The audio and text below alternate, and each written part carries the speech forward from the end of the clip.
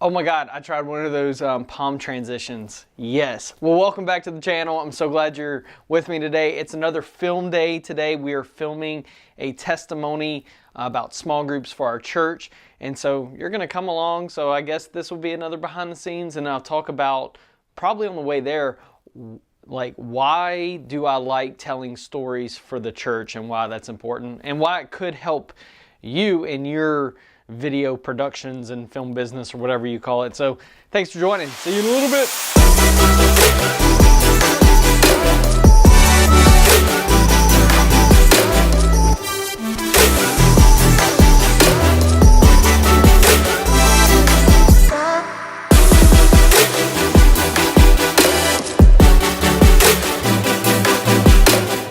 So the truth is, I have a lot of videos of me packing up, because when we have shoots like this is what I do a lot, is I pack up. Yes, my kids leave rollerblades everywhere.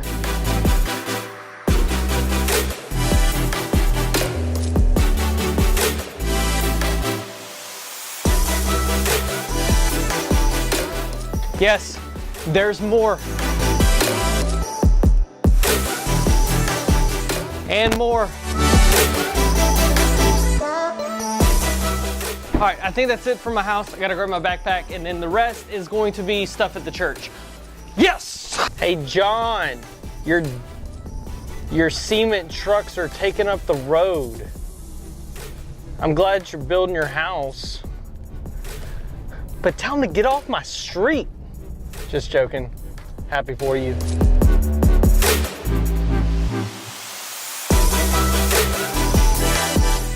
I'm happy when somebody gets to build a new house that they really want it. So, good job. Good job, John. Proud of you. I didn't mean to say proud of you. I meant to say happy for you. What would I be proud of you for? Good job, son. Proud of you. Just joking. Happy for you, bro. Decided to put on a hat. I felt like I looked too fancy for what I'm doing today, so I put on a hat to kind of bring it down a little. So, storytelling. I love watching stories. I love telling stories while I am actually preaching. I just think stories are the best way to captivate somebody's heart.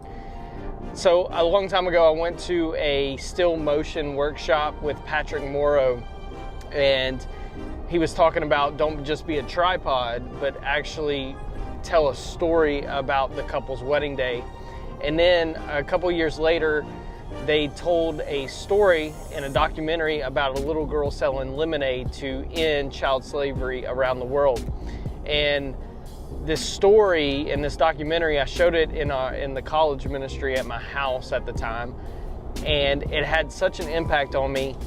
And his blog write-up about that story was amazing.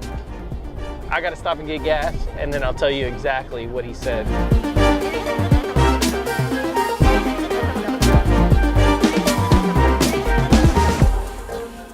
What Patrick Morrow said, he got invited to speak at the UN, and he said this, that we all see the commercials of the swollen belly babies, or we see the videos of child slavery, and no one ever gives that.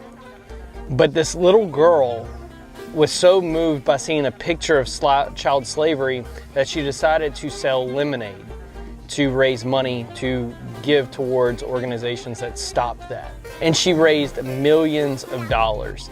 And at the UN, he said, organizations and social justice issues don't really move people. People move people. And that one tagline, that one storyline, people move people, it just stuck with me. And I changed the entire way that we film videos at the church, the entire way that I film weddings, the entire way I film commercials, it all stems from what Patrick Morrow said when he said, people move people. And think about it in your own life. Are you moved by people giving you statistics? Oh, well, this 62% of kids do this. Are you moved by statistics? But when you put a face to that, that's what tells the story. Yeah. Hey guys, what's up? Now this is the video setup that we just had for this church testimonial video. Of course, got the SERP slider going back and forth, got the C300 Mark II right there. I'm not filming C-Log because I wanted to match it up with the wide DR of the C100. And so got the torch LED behind, got the Linkstar flex light right here. And then my favorite light for any video shoot is this little Magic Wand LED looking lightsaber that's pointing some blue right there.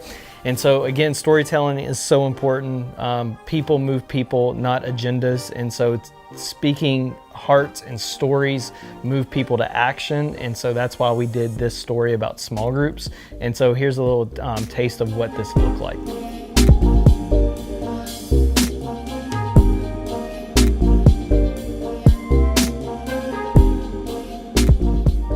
So that interview setup was great. What that was all about is we are promoting small groups in our church. We are a small group church. We believe in having community, and even in filmmaking, this challenge, the Scott McKenna Challenge, has created a community online.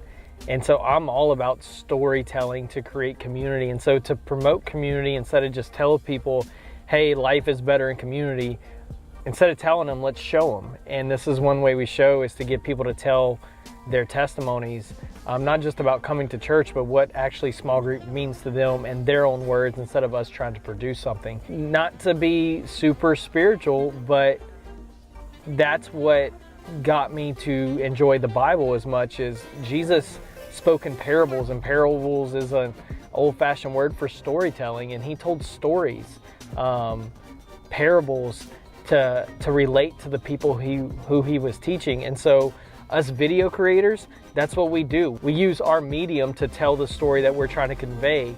And some of us do it through vlog style. I personally, this is weird to me still. I like to do it in teaching format style because that's how I like to learn. I like vlogs because they're fun to watch, but when I want to learn, it's teaching style. And so whatever type of style it is, tell stories. Tell stories in your films. I love whenever people tell me, hey, I watched a wedding film and I have no idea who those people are, but I was crying my eyes out. Why? Because they fell in love with the story. So it's been a long day at work again. I'm heading home. I got to do a little home repair. My dad, who I talked about yesterday, is going to come over to help me make some home repairs. But one more story to tell you. This is a story that really got to me. I think about 4 years ago, I flew to Hobbs, New Mexico. Shout out to all my Hobbs friends. I have some friends who pastor a church over there, and now I'm friends with all their staff and their people. And they were making some Christmas stories because they were giving money away to some organizations. And one of the organizations was called Why Hobbs, W-H-I Hobbs. And I didn't know the story. It's called the Weekend Hunger Initiative. And they realized that there's so many kids who don't have food on the weekends, underprivileged kids. And so they have a backpack program where they give food and backpacks on Fridays to kids to go home to feed their brothers and sisters and themselves. I thought it was a cool program. But what sold me on the program was the guy who was running it was a pastor. His son used to come home hungry from school, and he couldn't figure out why his son was so hungry. He just used to raid the pantry, and he couldn't figure out.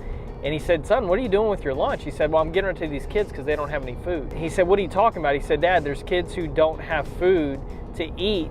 And so I give them my lunch and they take that home and that's what they eat for the weekend. And his dad, who was a pastor, said, I talk about the gospel. I talk about living like Jesus did. I talk about it, but my son's actually doing it.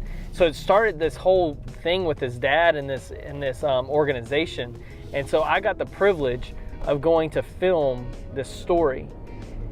And what sold me even more was his son was tragically taken in an accident, and his dad is living on this legacy by doing the Why Hobbs. And that was 4 years ago, and I still think about that story. I still pray for that family. I still pray for that organization, not because I heard statistics about how many kids in Hobbs, New Mexico actually don't have food. What stirred me to prayer and to action was hearing a young man give his food to somebody else. I'm telling you, look at your own life. Stories move people. That's it for today. See you tomorrow. On to the next one.